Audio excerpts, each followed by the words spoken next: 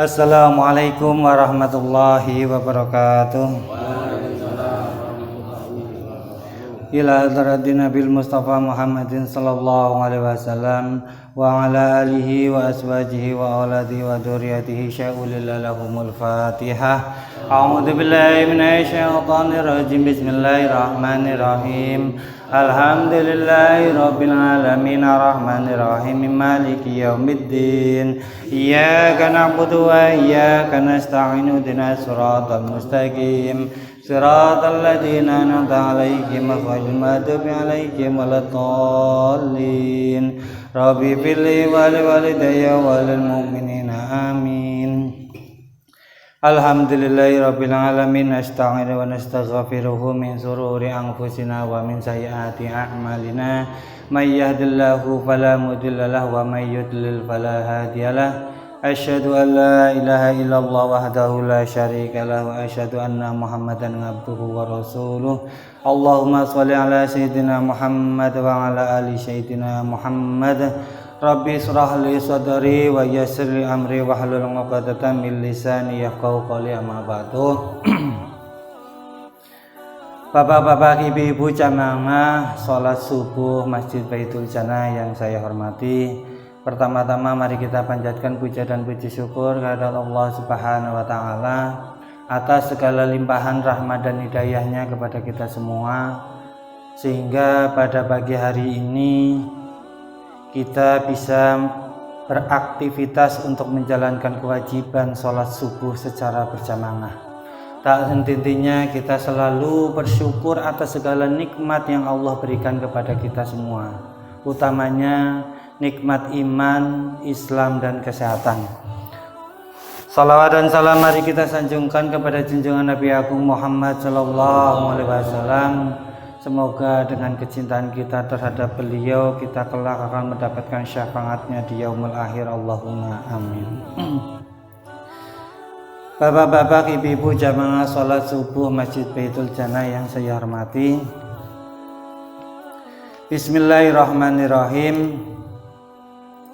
Biarpun kita sedang menjalankan ibadah puasa di bulan Ramadan, tetapi kita juga tidak bisa terlepas namanya hadas.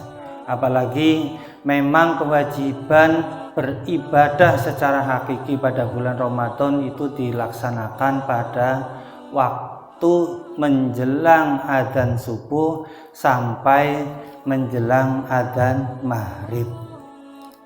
Adanya hadas itu yang mungkin kita juga bisa dilakukan pada waktu malam, itu menyebabkan terhalangnya suatu ibadah, baik ibadah sholat, baca Quran, dan ibadah-ibadah lainnya.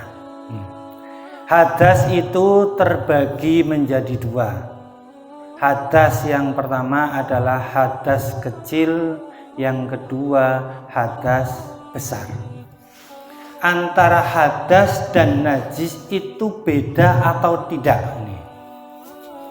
Kalau hadas itu adalah perilaku atau suatu kegiatan. Kalau najis adalah zatnya, bentuknya. Hadas kecil itu hanya sebatas bisa membatalkan wudu. Cara bersucinya cukup dengan melakukan wudu. Kalau hadas besar itu harus dengan mandi besar. Contohnya yang namanya hadas besar. Mungkin bagi orang laki-laki itu keluar mani. Bagi perempuan haid, nifas, ataupun habis melahirkan. Bagaimana kita cara bersuci kalau kita sedang mendapatkan hadas besar tersebut? Diterangkan bahwa ada tata cara bagaimana kita harus mensucikan hadas besar itu dengan mandi besar. Yang diterangkan di sini terdapat rukun-rukun mandi besar yang harus kita lakukan. Furudul ghusli itnani an-niyatu wa ta'mimul badani bil ma'. Apa aja yang harus kita lakukan atau rukun-rukun yang harus dikerjakan pada waktu kita mandi besar.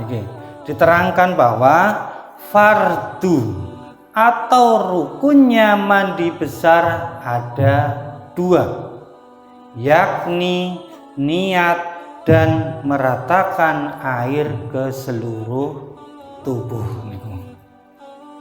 Dados rukun dalam mandi, dalam kita mandi janabah itu cuma ada 2. Namanya rukun itu kudu wajib. Kalau salah satu ditinggalkan dianggap belum sah dalam melakukan kegiatan amaliyah tersebut. Itu yang disebut dengan rukun. Makanya dalam suatu rukun apapun, rukun wudhu, rukun sholat, rukun Islam, rukun apapun yang namanya rukun itu harus dikerjakan utuh, tidak boleh ditinggal sama sekali. Rukun mandi ada 2. Yang pertama niat dan meratakan air ke seluruh tubuh. Pertama niat. Mungkin bagi kita semua yang namanya niat pada waktu mandi sudah sering kita baca. Makanya mungkin kita sering dengar kadang-kadang dalam muqaddimah pada waktu ada pernikahan di KUA namanya pengulu atau kayim itu kadang-kadang menyinggung tentang bagaimana adanya mandi janabah atau mandi besar dengan niatnya harus ini dan lain sebagainya. Gitu. Yang pertama niat. Niat itu harus diawali pada waktu akan mandi besar. Caranya gimana? Untuk lebih memastikan lebih baik pada waktu keadaan hadas tersebut ada bagian-bagian yang harus dibersihkan dahulu. Dibersihkan dahulu tanpa diniati dahulu. Terus niat dulu, bersihkan bagian-bagian yang memang dianggap kotor, dibersihkan dulu. Habis itu kita melakukan niat. Niatnya mungkin sudah hafal nawaitul ghusla li raf'il hadasil akbar lillahi ta'ala. Mungkin ada yang lebih spesifik, boleh nawaitul ghusla li raf'il janabah, boleh. Niku nggih. Nawaitul ghusla li raf'il haid juga boleh niku. Tapi secara umum nawaitul ghusla li raf'il hadasil akbar lillahi ta'ala juga boleh niku. Terus pada waktu kita melaksanakan niat itu memastikan bahwa bagian tubuh kita itu harus tersiram semua, tidak boleh tertinggal dari niat. Maksudnya gimana? Pada waktu kita mandi, mungkin bagian lengan kanan dulu kita siram, kok baru melakukan niat, dan setelah niat itu lengan kanannya tidak disiram lagi, maka itu dikatakan belum mandi janabah. Terus niat itu harus Posisinya niat, baru badan itu disiram semua setelah adanya niat niku. Terus nggak ada bagian tubuh yang tertinggal setelah niat. Dianggapnya niku siraman yang belum diniati itu dianggap belum disucikan niku. Niku. Rukun yang kedua yaitu meratakan air ke bagian seluruh tubuh. Tadi mungkin niat kita sudah hafal dalam diri masing-masing. Sekarang meratakan air ke seluruh tubuh. Jadi tidak boleh ada bagian yang tidak terkena air. Itu harus wajib terkena air semua. Baik yang rambutnya panjang ataupun badan-badan yang mungkin gemuk. Mungkin ada lipatan-lipatan yang mungkin karena badannya gemuk itu mungkin menyulitkan terkena air.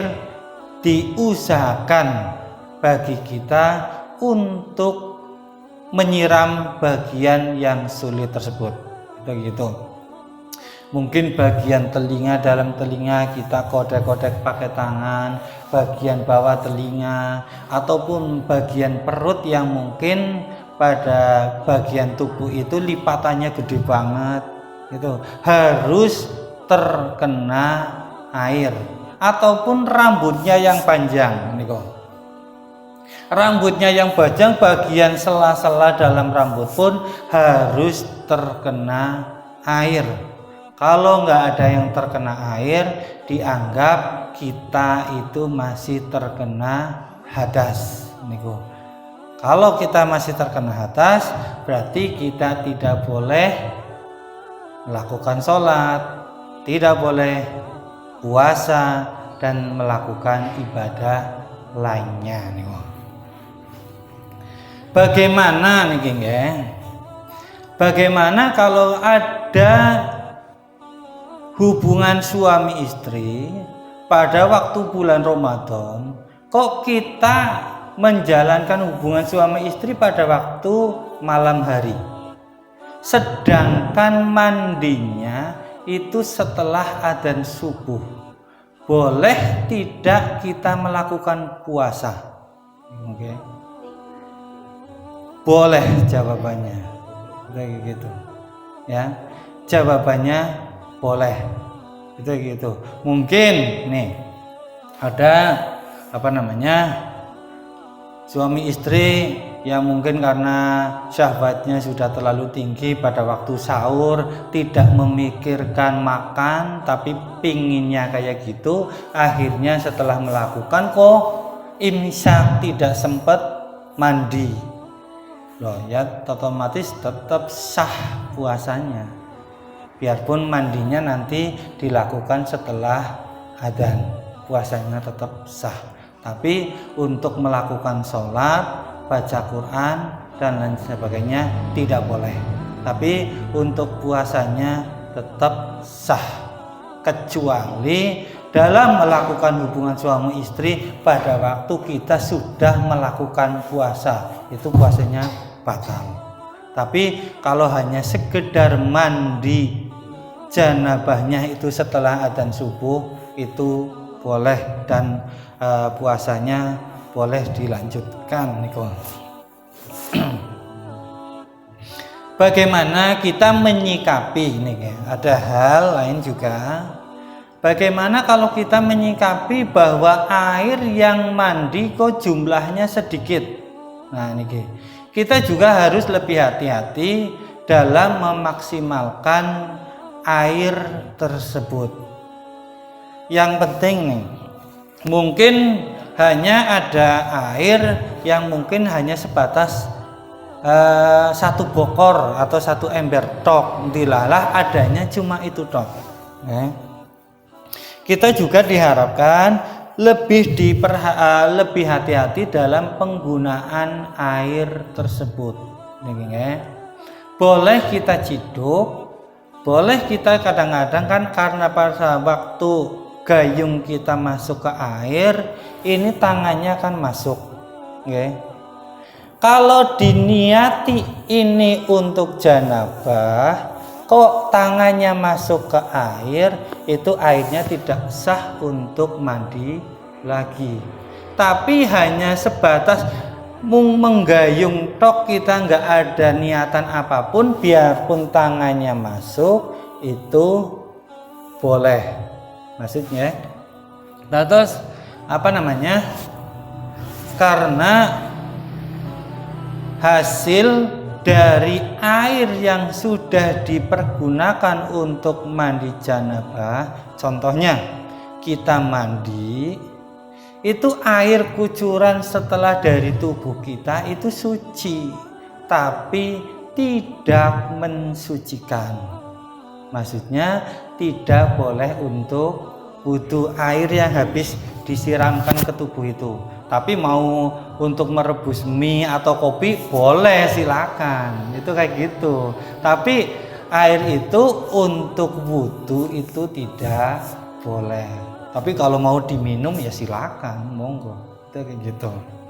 Jadi airnya itu habis guyuran di badan kita, itu airnya suci tapi tidak mensucikan. Jadi pada waktu ada ember, yang penting kita ciduk aja. Kita nggak usah berpikiran kok ada tetesan air yang masuk ke ember, itu nggak apa-apa ya. Yang penting pada waktu kita mandi jangan badan kita di dalam ember, maksudnya airnya dimasukkan lagi, itu tidak boleh.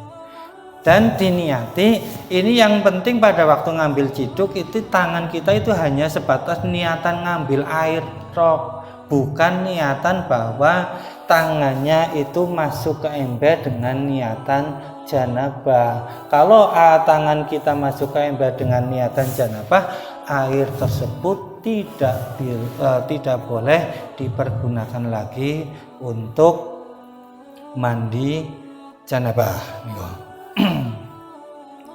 Ada hal lain yang juga perlu diperhatikan dalam kita mandi janabah, yaitu dalam penggunaan sabun ataupun sampo. Dalam hukum fikih, dalam mandi janabah itu tidak boleh sama sekali menggunakan sabun dan sampo. Karena sabun dan sampo itu bisa merubah dari sifat air tersebut. Nah ini, untuk mandi yang pertama, niat kita lakukan. Yang kedua, menyiram air bagian tubuh secara hakikat, bahwa yang bisa membersihkan dari hadas kita atau suatu najis itu adalah air. Kok kenapa? Mungkin nanti ada bahasan lain, mungkin besok atau apa. Kok kenapa pada membersihkan najis mukhalatah kita pergunakan tanah, nggih? Nanti mungkin ada bahasan-bahasan lain juga. Itu secara hakikat itu yang bisa membersihkan apapun itu hanya ada air. Air yang tidak tercampur apapun. Kok kenapa ada najis mukhalatah yang memang harus dicampur tanah? Ternyata najis mukhalatah itu kan hanya ada pada dua hewan, ya, babi dan anjing dan keturunannya. Kok anjing dan kambing kok bersilang ada anaknya itu dianggap najis, anaknya kambing maksudnya. Kok kambing dengan hewan persilangan, kok kambingnya muncul anak, itu anaknya juga dianggap najis. Itu kok kenapa dalam membersihkan najis itu harus ada tanahnya? Ternyata yang bisa membersihkan bakteri-bakteri yang ada pada dua hewan itu terdapat hanya pada tanah. Itu gitu. Tapi nanti kita bahasan lain. Tapi secara hukum syar'i dalam Islam, bahwa memang untuk mandi janabah yang pertama niat, yang kedua harus air yang suci dan mensucikan, tidak boleh pakai sabun ataupun sampo. Itu kita maksimalkan dulu. kita meyakini bahwa tubuh kita sudah tersiram, baik bagian-bagian yang sulit terkena air kita sudah disiram pakai air, kita secara hukum sudah sah melakukan rukun tersebut dan mau melakukan pakai sabun ataupun sampo, itu nanti mandi berikutnya. Berarti dianggap itu mandi 2 kali. Mungkin kita sudah membersihkan pakai air dan sebagainya, sudah meyakini kita bahwa tubuh kita sudah merata untuk disiram air, konjenengan mau sampoan, mau pakai sabun, yang penting meyakini yang pertama dulu bahwa bagian tubuh kita sudah terkena air semua. Berarti kita mandi dianggapnya mandi 2 kali. Tapi secara syahnya itu mandi yang pertama, itu kayak gitu. Jadi untuk mandi yang pertama, karena hakikatnya yang membersihkan hadas itu dalam mandi besar itu air yang suci dan mensucikan, yaitu tidak boleh pakai sabun ataupun sampo. Mungkin rambutnya masih gatal dan sebagainya, itu nanti setelah kita meratakan bagian tubuh itu baru kita menggunakan sampo dan sabun.